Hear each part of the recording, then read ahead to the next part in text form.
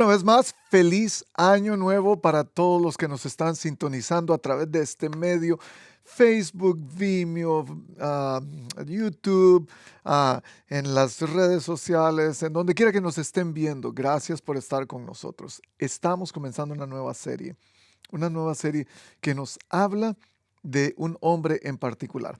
Sí, como lo están viendo en la pantalla, el rey David. Vamos a estar en primera y segunda de Samuel.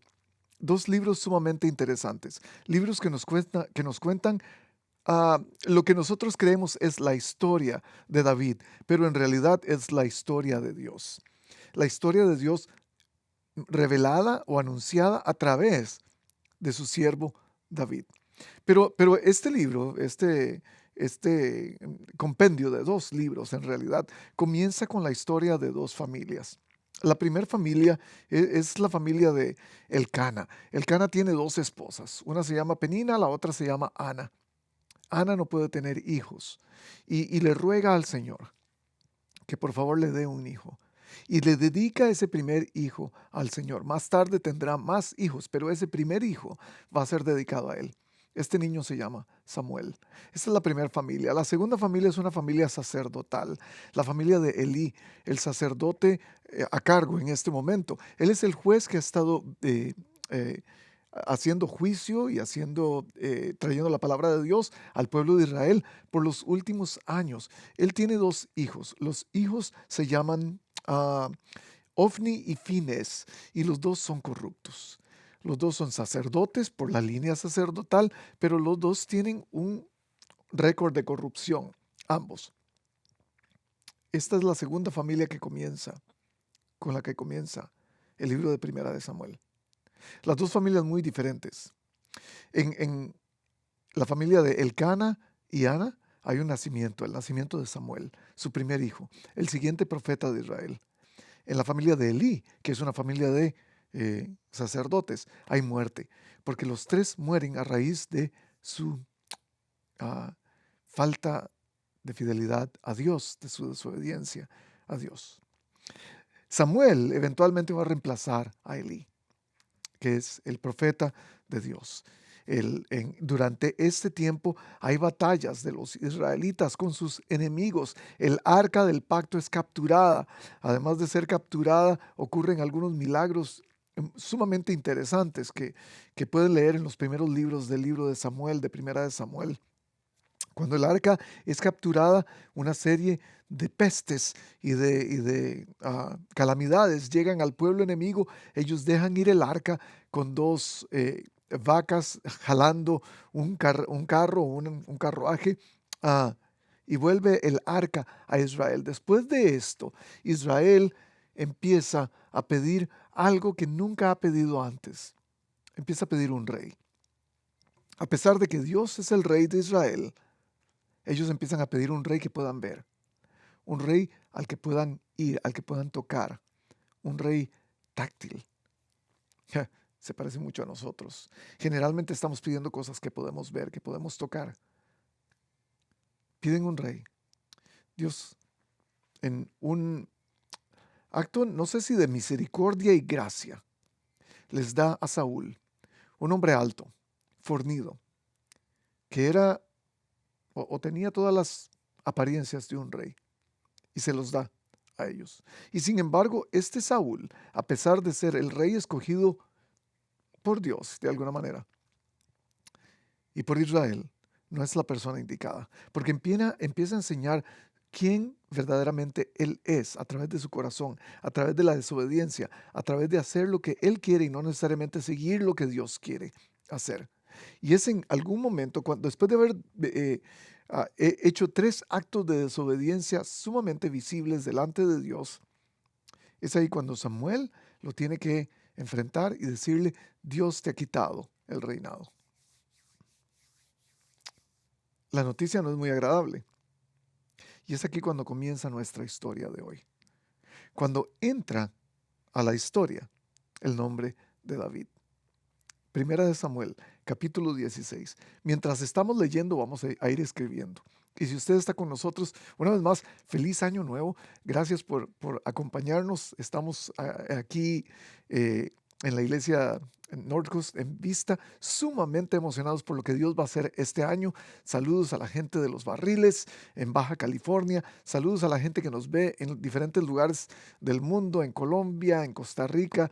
Hay gente que nos ve en Europa. Gracias por estar con nosotros. Vamos a estudiar esta vida de un hombre que parece ejemplar en la Biblia, pero que no tiene mucho de ejemplar en realidad. Primera de Samuel, capítulo 16. Síganos. El Señor le dijo a Samuel, comienza el versículo 1, ¿cuánto tiempo vas a quedarte llorando por Saúl? Recuerde, después de haber desobedecido por 3 ocasiones, Samuel tiene que decirle a Saúl que Dios le ha quitado el reino y que Dios ya ha escogido a otro rey. Todavía no sabemos quién es. Todavía no se ha desplegado la información. Tal vez la información no tenía que desplegarse, pero tampoco era que se estaba manteniendo en secreto. ¿Cuánto tiempo vas a quedarte llorando por Saúl si ya lo he rechazado como rey de Israel? Le dice Dios. Mejor llena de aceite tu cuerno y ponte en camino. Voy a enviarte a Belén, a la casa de Isaí, pues he escogido como rey a uno de sus hijos. Y aquí es donde viene la tercera familia, la familia de Isaí. Estas son las lecciones de la historia que tenemos por delante. La primera lección de la historia que quiero compartir con ustedes es: ¿cuánto tiempo vas a llorar por lo que Dios ya nos está bendiciendo? Estamos entrando en un año nuevo. Y muchos de nosotros entramos en este nuevo año, en esta nueva etapa de nuestra vida, porque cada año generalmente lo tomamos como una nueva etapa en nuestra vida. Muchas veces entramos al año nuevo llorando, especialmente después de 2 años tan difíciles como los que hemos pasado en medio de esta pandemia. Sin embargo, yo creo que Dios nos está diciendo a través de este texto de alguna manera, y lo que podemos aprender de esta historia es: ¿cuánto tiempo vas a llorar por lo que Dios ya no está bendiciendo? Y algunos de nosotros seguimos llorando por lo que no ocurrió en el 2021, por cosas que no pasaron, por sueños que se nos frustraron, por esperanzas que no vimos cumplidas. Y quizás, déjeme darle una idea, tal vez Dios no quiso que eso ocurriera porque quería hacer algo diferente en tu vida. Pero sin embargo sigues llorando por ello. Seguimos llorando por lo que no vimos realizado, por relaciones que no se vieron desenvueltas, relaciones frustradas que no tuvimos, por trabajos que no pudimos tener, por lugares que no pudimos visitar. ¿Por qué cosas seguimos llorando? Que Dios dice: yo ya no quiero bendecir eso, yo voy a hacer algo nuevo en tu vida. Y quizás esa es una de las esperanzas que nos da este pasaje, que vamos a ver cosas nuevas que Dios quiere hacer en nosotros. Vamos a llegar ahí en un momento. ¿Y cómo voy a ir? Respondió Samuel, versículo 2. Si Saúl llega a enterarse, me matará. Note este miedo que embarga a Samuel. Ahora, a este punto de la historia, y ya vamos a verlo más adelante, Samuel sabe quién es Saúl. Sabe que con qué tipo de persona, con qué tipo de rey se está enfrentando.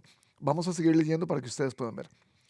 Lleva una ternera, dijo el Señor, y diles que vas a ofrecerle al Señor un sacrificio.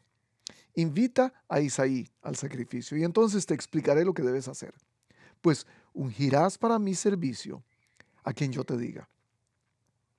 Samuel hizo lo que le mandó el Señor, pero cuando llegó a Belén, los ancianos del pueblo lo recibieron con mucho temor. ¿Vienes en son de paz?, le preguntaron. Y me pregunto, esa frase, esa pregunta, ¿de dónde viene? Porque el miedo que tiene Samuel de ir a ungir a un nuevo rey, por lo que puede hacerle Saúl, es el mismo miedo que tienen los ancianos cuando Samuel viene al pueblo de Belén. Y este es un principio que quiero compartir con ustedes, y es el segundo. Obedece a lo que Dios manda, no al miedo que sientas. Samuel vemos que obedece al Señor. Él no entiende lo que está haciendo. No entiende por qué Dios le está diciendo: ve a ungir a otro rey, a pesar de que Saúl todavía está fungiendo como rey de Israel. Sin embargo, ya ha sido desechado delante de los ojos de Dios. Hay un miedo que todos tenemos a la incertidumbre. Hay un miedo que nos puede paralizar. Hay un miedo que no nos deja seguir adelante.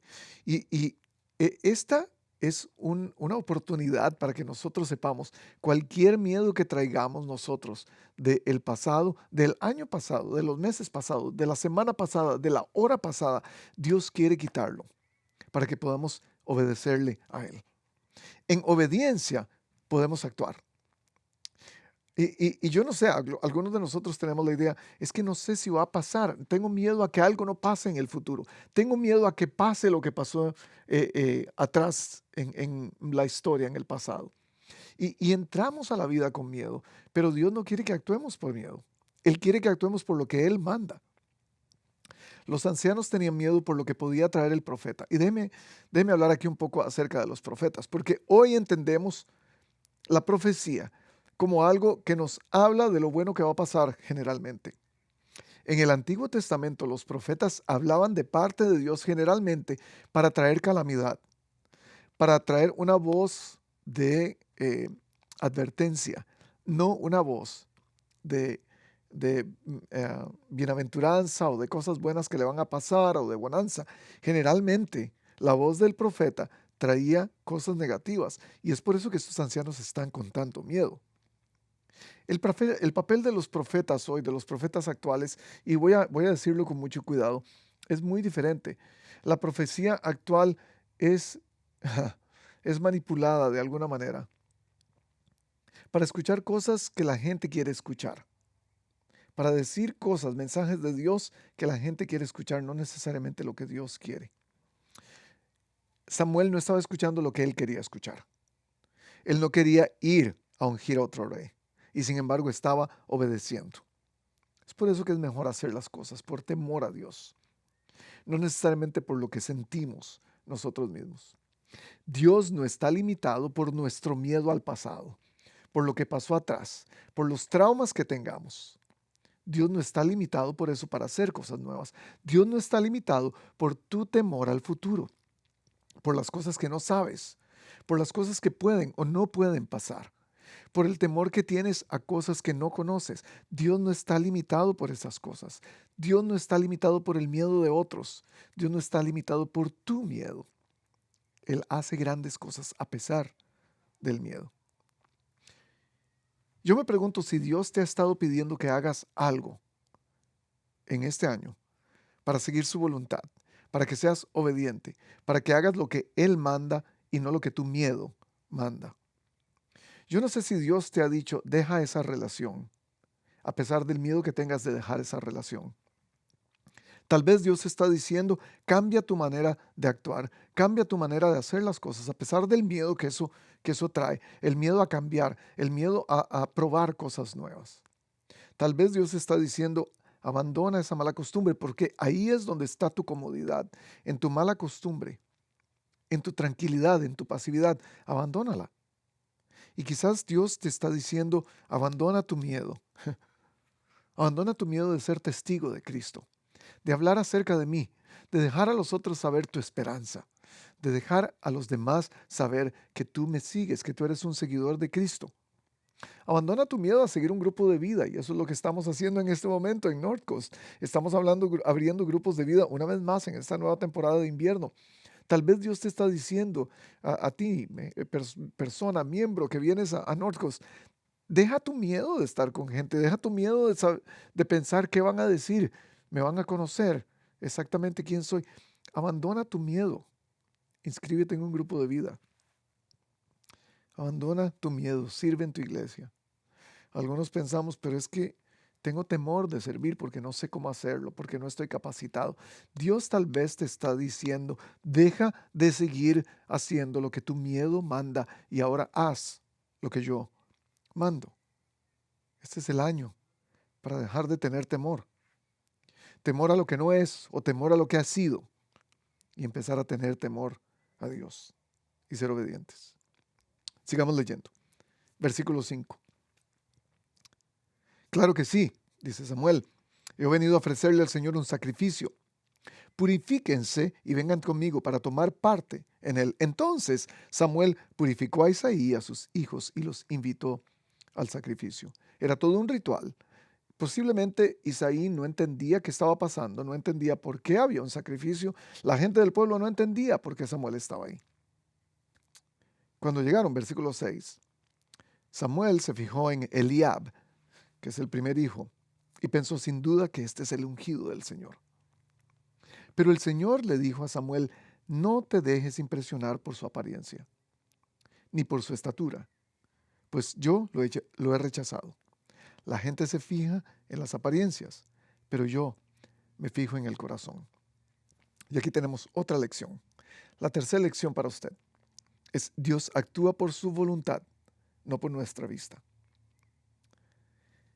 Y a veces lo que vemos es más fácil de, de creer, es más fácil de entender, es más fácil de interpretar. Es mucho más fácil de seguir algo que puedo ver. Segunda de Corintios 5:7 dice, vivimos por fe, no por vista. Y este es el contraste que podemos ver en esto de caminar por fe y no por vista, de seguir la voluntad de Dios y no lo que podemos ver. Este es el contraste. Uno es que necesitamos pruebas. Ese es uno de los lados. Necesitamos pruebas. Ver para creer. Usted ha escuchado muchas veces ese término. Ver para creer. El, el término de Tomás. Y por el otro lado, el contraste es tener una fe ciega. Creer en todo. ¿En dónde estamos? ¿En dónde tenemos que pararnos? Yo no creo que Dios quiere que tengamos una fe ciega en Él, que creamos todo lo que escuchamos. Y algunos de nosotros tenemos que tener cuidado porque creemos en todo lo que parece cristiano. Escuchamos todo lo que suena cristiano, lo que tiene nombre cristiano, todo lo que tenga una cruz, pero no necesariamente. Yo creo que tenemos que pesarlo todo. Pablo lo dice muy claramente: pesen todas las cosas para saber cuál es lo correcto. Busque, investigue, pregunte. Esta es parte de la tarea que tenemos para este año, para seguir la voluntad de Dios y no caminar en nuestra vista. Buscar, investigar, preguntar, explorar. No hay nada de malo en ello. Esté más consciente de lo invisible. Muchos de nosotros estamos muy conscientes en lo que podemos ver. Esté más consciente en lo invisible. Y vamos a hablar de esto un poco más adelante, de lo invisible, de lo que no podemos interpretar por nuestros sentidos, pero más bien con nuestro espíritu. Versículo 8. Entonces Isaí llamó a Abinadab, otro de los hijos, para presentárselo a Samuel. Pero Samuel le dijo, a este no lo ha escogido el Señor. Luego le presentó a Sama, y Samuel le repitió, tampoco a este lo ha escogido el Señor. Isaí le presentó a 7 de sus hijos. Samuel le dijo, el Señor no ha escogido a ninguno de ellos. ¿Son estos todos tus hijos? Queda el más pequeño, le respondió Isaí. Queda el más pequeño. Note algo, ni siquiera nombre tiene. Ni siquiera le pone nombre. Le dice, solo queda el más pequeño. Te presento a mi hijo, Abinadab. Te presento a mi hijo, Salma. Te presento a mi hijo, Eliab. ¿Quién te queda? El más pequeño, el chiquito, el chiquitillo, decimos en Costa Rica. Pero está cuidando el rebaño. Por eso no está aquí, no es importante que esté aquí. No sabemos exactamente qué edad tenía David en este momento. Posiblemente un muchachito de 7, 10 años. Manda a buscarlo, insistió Samuel, que no podemos continuar hasta que él llegue. Isaí mandó a buscarlo y se lo trajeron. Era buen mozo, trigueño y de buena presencia. El Señor le dijo a Samuel, este es, levántate y úngelo. Samuel tomó el cuerno de aceite y ungió al joven en presencia de sus hermanos. Entonces el Espíritu del Señor vino con poder sobre David y desde ese día estuvo con él. Luego Samuel regresó a Ramá. Versículo 14. El Espíritu del Señor se apartó de Saúl y en su lugar el Señor le envió un espíritu maligno para que lo atormentara. Varias cosas en este texto. El más pequeño, el más insignificante, el niño que nadie creyó que iba a poder ser concursante del reinado, el muchachito que nadie pelaba, el muchachito que nadie le daba no ponían ni 10 centavos por él. Este es el que Dios escoge. Y yo me pregunto si algunos de nosotros nos estamos sintiendo como ese niño, descalificados, afuera. No tenemos oportunidad de que Dios nos vea, de que Dios nos use, de que Dios haga algo por nosotros, de que Dios nos unja para hacer su ministerio. No hay oportunidad. Y siempre ponemos muchas excusas. Solamente ahora en la historia de la Navidad, hace unas semanas atrás, estuve hablando acerca de María. El ángel le dice, bien favorecida de Dios, vas a tener un hijo. Y ella le dice, pero ¿cómo puede ser? Yo soy virgen. Siempre ponemos una excusa. Interesante que María estuvo, y este asunto del ángel y María fue en Belén, donde exactamente está ocurriendo esto.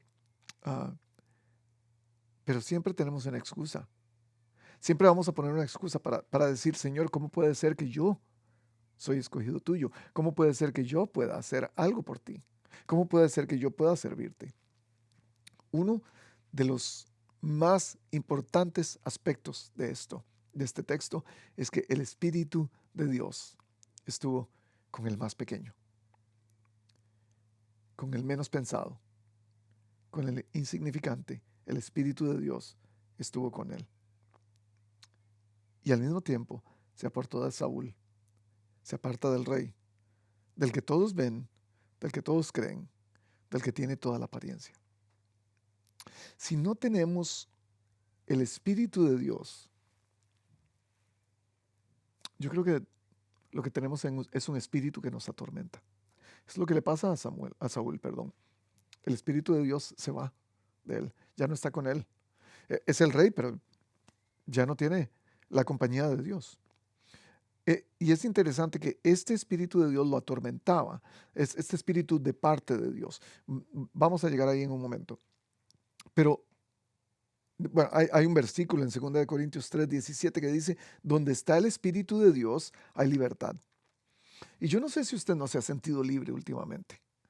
Yo no sé si usted se ha sentido atado, si se ha sentido abrumado, si tiene una nube negra encima suyo. Y es quizás que usted no le ha dado la oportunidad de tener al Espíritu de Dios, de tener libertad en usted. Algunos de nosotros podemos opacar al Espíritu, podemos entristecerlo. La Biblia dice esto. Y si este sermón, si este mensaje es solo para una persona que no ha podido encontrar libertad a través del Espíritu de Dios, quizás hoy es el día de la liberación para usted. Y quiero decirle, hay esperanza para usted. El Espíritu de Dios ofrece libertad. Vayamos un momento al espíritu malo, a lo que dice la Biblia, que Dios mandó un espíritu maligno para que lo atormentara. Yo no creo que Dios manda un espíritu maligno necesariamente, pero la comisión del espíritu que Dios manda, del ángel que Dios mande, puede ser una comisión para juicio. Y ese juicio debería traer arrepentimiento. ¿Qué quiero decir? Dios muchas veces manda ángeles buenos para castigar a personas malas. Sin embargo, hay ángeles malos que son enviados a castigar a personas buenas. Yo creo que Dios no envía ángeles malos. Dios envía ángeles buenos para castigar a personas que necesitan corrección. La influencia del Espíritu enviado por Dios no solo causó disturbios mentales en Saúl, no solamente causó tristeza, no solo causó tormento. Ninguno de los versículos nos dice que el Espíritu que Dios envió a Saúl causó arrepentimiento. Y yo creo, de alguna manera, que Dios por eso envía este espíritu a Saúl. Algunos de nosotros, por habernos apartado, por haber entristecido al Espíritu Santo, posiblemente estamos viviendo en una época de tristeza, en una época, como dije, con una nube negra. Estamos caminando por el valle. Muchas veces caminamos por el valle, no necesariamente porque Dios nos mandó al valle, sino porque nosotros mismos estamos o nos mandamos a nosotros mismos a caminar por ese valle, por nuestras decisiones, por nuestro mal comportamiento. Y por eso, la siguiente cosa que quiero compartir con ustedes es algunas bendiciones de Dios no pueden venir, o pueden venir, perdón, más bien, en un empaque que no nos gusta. Algunas bendiciones de Dios pueden venir en un empaque que no nos gusta. Dios pudo haber enviado a este espíritu a Saúl, siendo que su Espíritu Santo se apartó de él. Dios pudo haber enviado este espíritu a Saúl con una misión redentora, no necesariamente para castigarlo, era más bien para hacerlo volver al camino correcto. Y yo me pregunto si muchas veces estamos tan decepcionados de que Dios manda su corrección a nosotros, que al contrario de recibirla, más bien nos rebelamos en contra de ella. Algunas veces Dios quiere hacernos mejores personas a través de la disciplina que nos manda, a través de un espíritu de disciplina que nos manda. Pero no nos gusta la corrección de Dios y sin embargo es para hacernos personas correctas. No nos gusta la disciplina de Dios, pero es para hacernos dignos. No nos gusta la ausencia de Dios, pero muchas veces es para mantenernos atentos. Yo no sé cómo está lidiando usted en estos días, en este asunto, pero si hay alguien que no está pudiendo ver el Espíritu de Dios en su vida, es posible que debe poner atención a lo que, a lo que Dios está tratando de decirle, a la corrección que Dios está tratando de hacer. Y en lugar de rebelarse, debería ser obediente y poder seguir la guianza que está recibiendo. Versículo 15. Sus servidores le dijeron, como usted se dará cuenta, un espíritu maligno de parte de Dios lo está atormentando. O sea, lo obvio, le dicen los servidores de Saúl. Así que ordene su majestad a estos siervos suyos que busquen a alguien que sepa tocar el arpa. Así, cuando lo ataque el espíritu maligno de parte de Dios, el músico tocará y su majestad se sentirá mejor. Básicamente le está diciendo, hey, ayúdenos a buscar un canal en Spotify o en YouTube para que de música suave, para que usted esté tranquilo, para que se calme. Bien, le respondió Saúl, consígame un buen músico y tráiganlo. Uno de los cortesanos sugirió, conozco a un muchacho que sabe tocar el arpa, es valiente, hábil guerrero, sabe expresarse y es de buena presencia. Además, el Señor está con él. Su padre es Isaí, el de Belén. Voy a empezar aquí a hablar acerca de las características que pueden ser nuestras también, las características del más pequeño. Las características de la persona descalificada, de la persona que no tiene ninguna apariencia de rey, que posiblemente puede ser usted o puedo ser yo. Quiero hablar de las características de el menos ah, popular en el cuarto, de la persona que nadie pone atención, de la persona que está en anonimato, de la persona que pasa más tiempo frente a su computadora que hablando con otras personas, de la persona que llora en soledad en su cama, de la persona que nunca ha tenido una relación cercana con otra persona. Quiero hablar acerca de la persona que está sufriendo porque no ha podido conseguir una relación amorosa.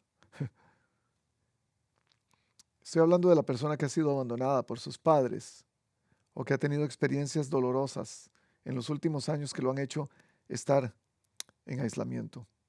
Estoy hablando posiblemente de usted, del más pequeño, del menos indicado.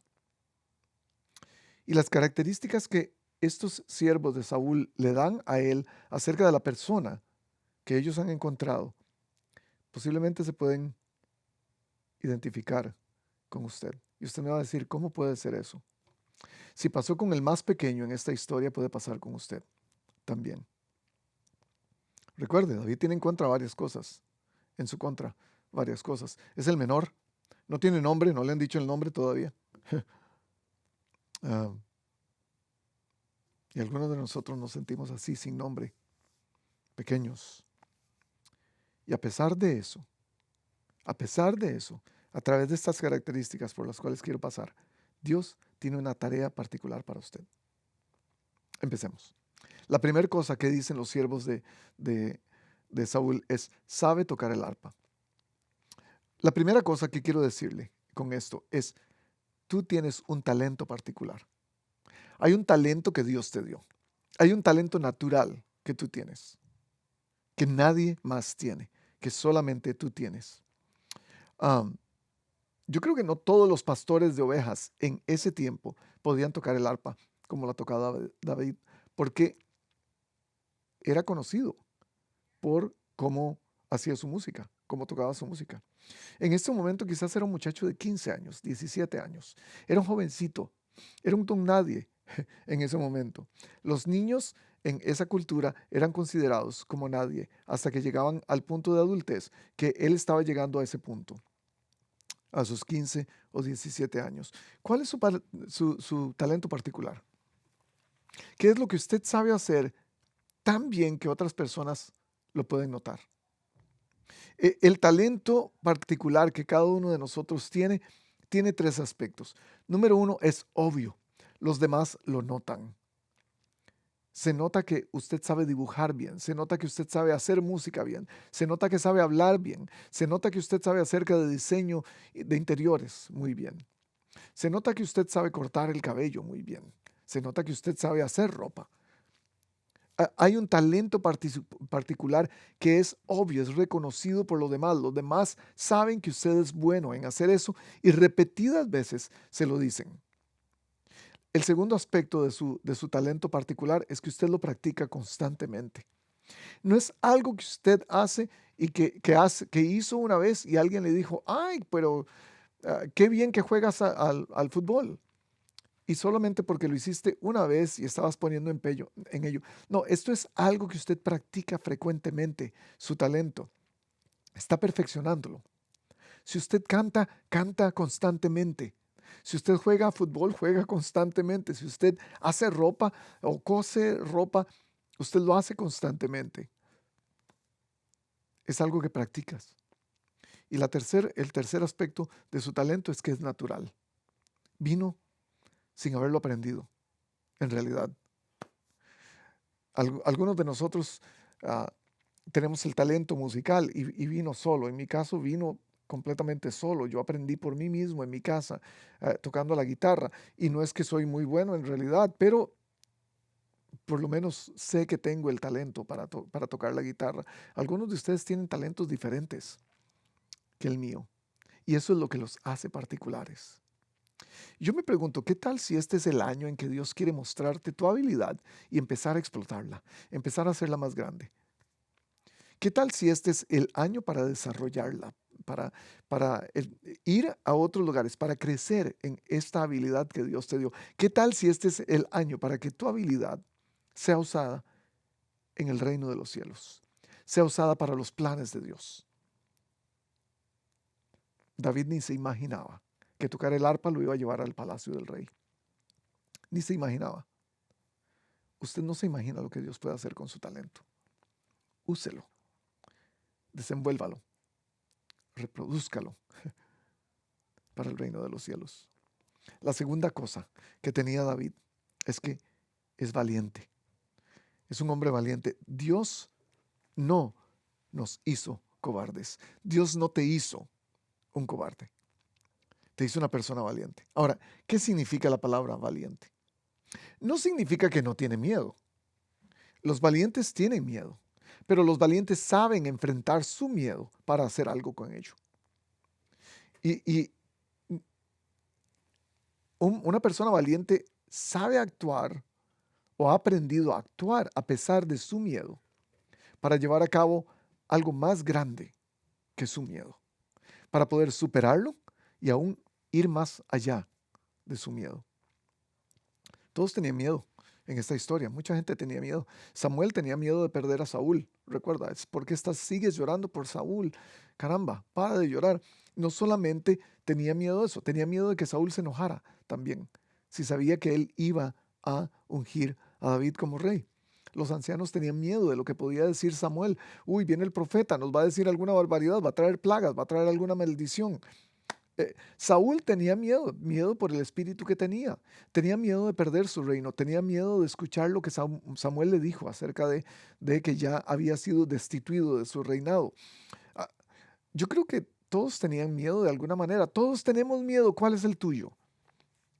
¿Cuál es el miedo que has tenido? ¿Cuál es el miedo que te caracteriza? ¿Qué son las cosas que te paran los pelos, que te ponen de puntas? ¿Qué son las cosas que te paralizan? ¿Cuál es el miedo que traes del año pasado? ¿Cuál es el miedo que has traído? Yo creo que muchos de nosotros hemos tenido miedo a toda esta pandemia. Hemos tenido miedo a las consecuencias, a la muerte, a la enfermedad, a no poder trabajar. ¿Dejarás que siga siendo miedo o lo vas a enfrentar con valentía? A pesar del temor, vas a enfrentar lo que está delante tuyo. ¿Cuál es el miedo que te ha paralizado para no hacer la voluntad de Dios? Primera de Corintios 16:13 dice, manténganse alerta, permanezcan firmes en la fe, sean valientes y fuertes.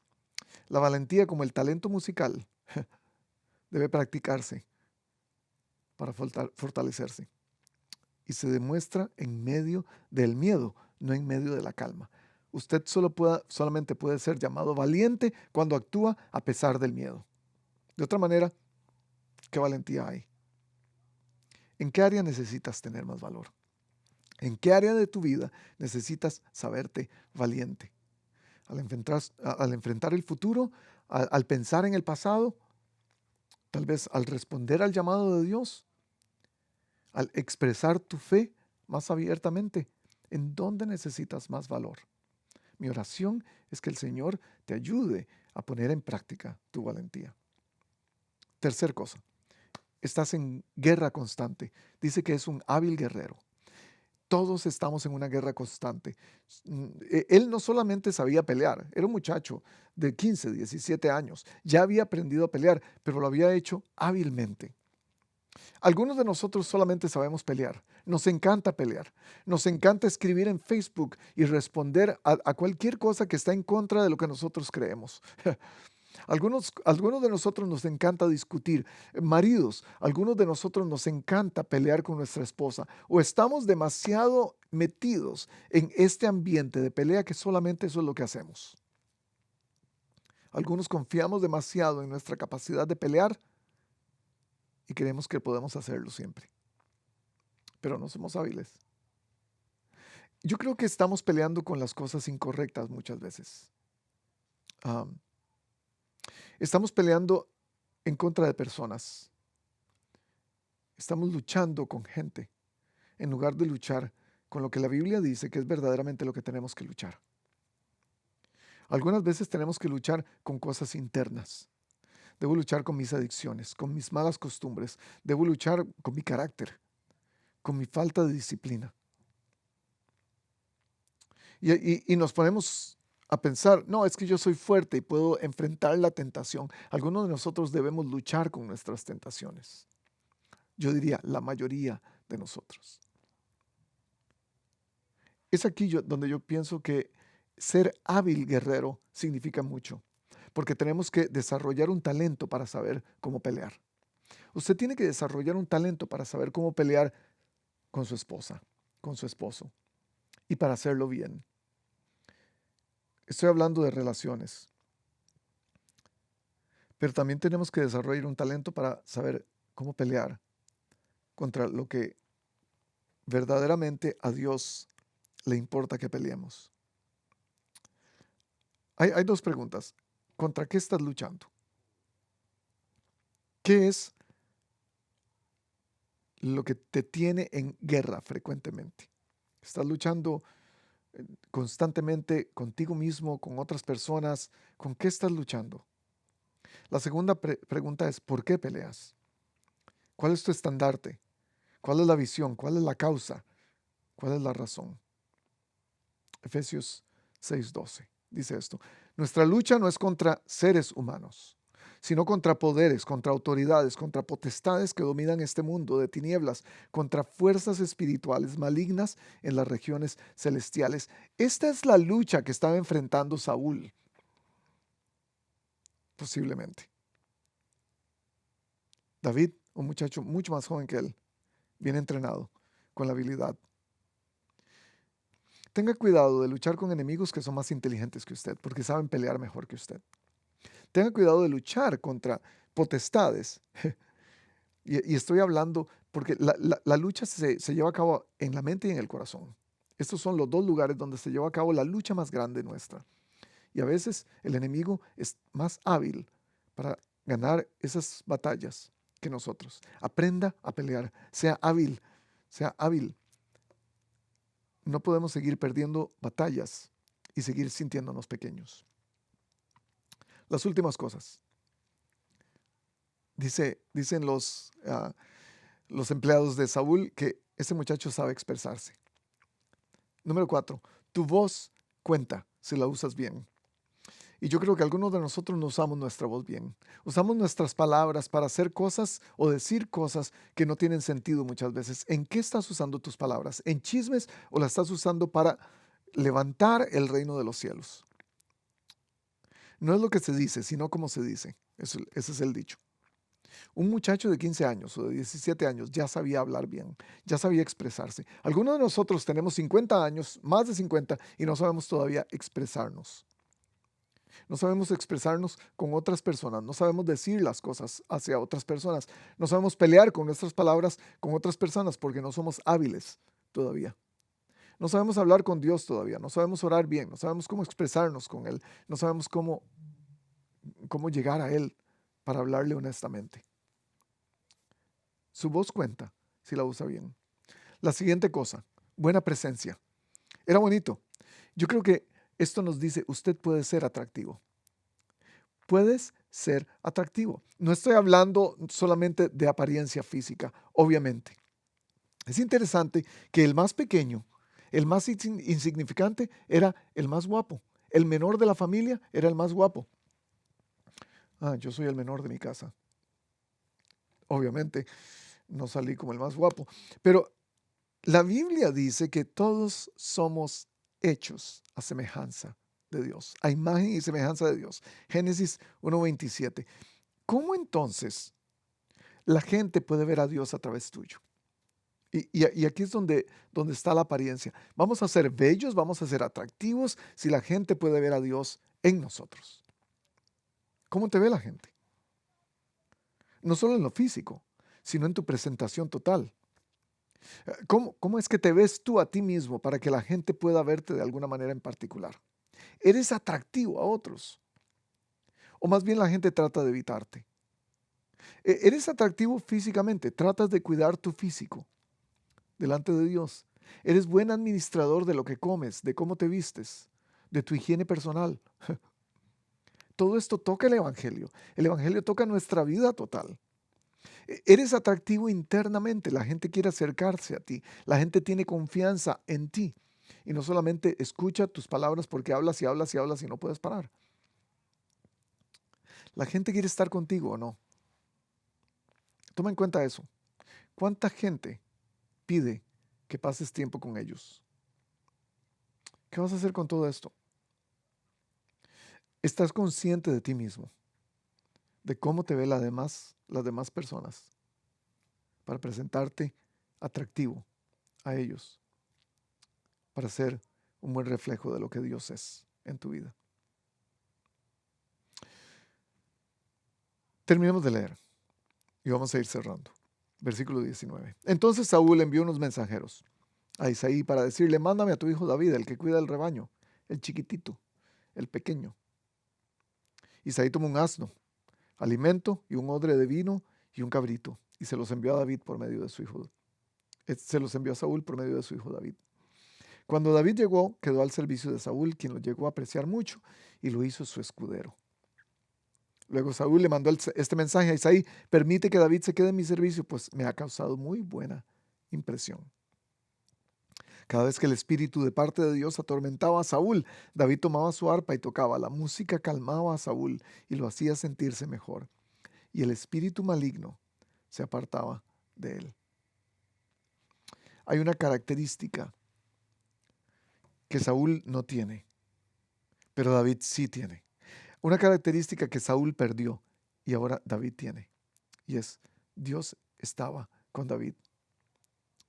Y déjame decirte en esta última característica para ti, Dios está contigo. Si tú has aceptado a Cristo como tu Salvador, si el Espíritu Santo ha hecho morada en tu vida, si tú eres el templo del Espíritu Santo, Dios está contigo. Eso es lo que hace la diferencia entre el más pequeño y el más grande, entre el pequeñín y el más alto, entre el insignificante y el rey, el Espíritu de Dios. ¿Cómo puede ser? ¿Cómo puede ser? Dirías tú, es que no tengo talento. ¿Cómo puede ser? Yo tengo miedo. ¿Cómo puede ser? Yo no hablo bien. ¿Cómo puede ser? Y yo peleo con todo el mundo. Yo no sé cómo pelear. ¿Cómo puede ser? Yo no soy atractivo a nadie. La gente no quiere estar conmigo. ¿Cómo puede ser? Soy demasiado pequeño. Solo sé cuidar ovejas. Voy a responderte con un versículo, 1 Corintios 1:27. Pero Dios escogió lo insensato del mundo para avergonzar a los sabios. Y escogió lo débil del mundo para avergonzar a los poderosos. Lo insensato y lo débil nunca se le quitó a David. Y a través de esta serie de sermones vamos a ver cómo, al contrario, él era más bien una de las personas más ah, pecadoras y faltas de todo en su vida. A él nunca se le quitó lo débil, nunca se le quitó lo insensato. Las prioridades, la presunción y las pasiones de David lo hicieron caer en repetidas veces. Era insensato, pero escogido.